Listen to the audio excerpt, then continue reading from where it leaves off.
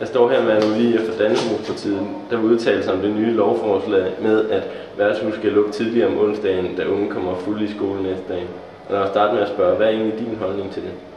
Jeg mener selvfølgelig, at de unge i Danmark skal passe deres skolegang, lige så vel som de voksne skal passe deres arbejde. Men vi har den lov i Danmark, der hedder, når du er 16 må du købe alkohol, og når du er 18 må du købe alkohol på værtshus.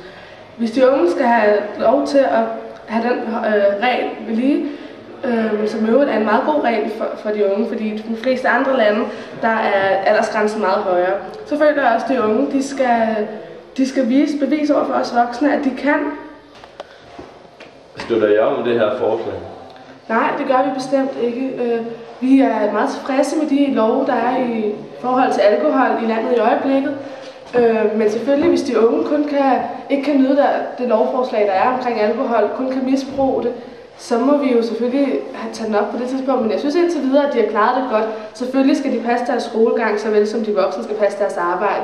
Og det er en vigtig del, og de skal gå i gymnasiet. De må ikke være fulde i gymnasiet, og de skal lære, at det er fredag og lørdag, du går i byen, og ikke i hverdagene.